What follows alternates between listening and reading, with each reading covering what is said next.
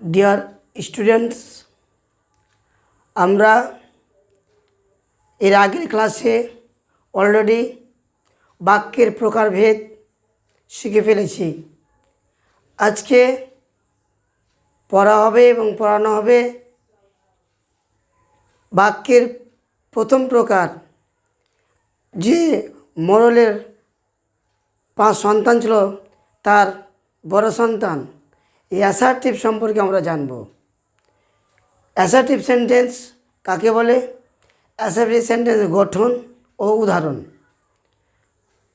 প্রিয় ছাত্রছাত্রী, চলো অ্যাসার্টিভ সেন্টেন্স কাকে বলে, গঠন সহ উদাহরণ দাও। অ্যাসার্টিভ সেন্টেন্স বলছে যে বাক্য কোনো ঘটনা, বিষয়বস্তু বা ঘটনা বর্ণনা দেয় তাকে অ্যাসার্টিভ সেন্টেন্স বলে। বলছে যে বাক্য কোনো ঘটনা বা বিষয়বস্তু সম্পর্কে বিশেষ বর্ণনা দেবে তাকে আমরা বলবো অ্যাসার্টিভ সেন্টেন্স।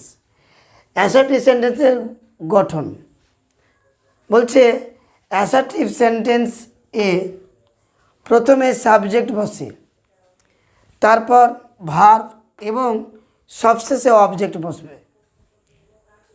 প্রথমে সাবজেক্ট বসাতে হবে, সাবজেক্টের পাশে ভার্ব, ভার্বের পরে অবজেক্ট।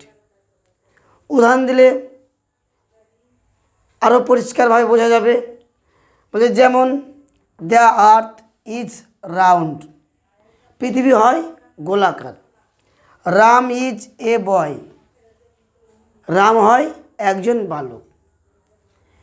এরকম আরও অজস্র ইংরেজি বাক্য রয়েছে যারা বেশিরভাগটাই রয়েছে অ্যাসার্টিভ সেন্টেন্স।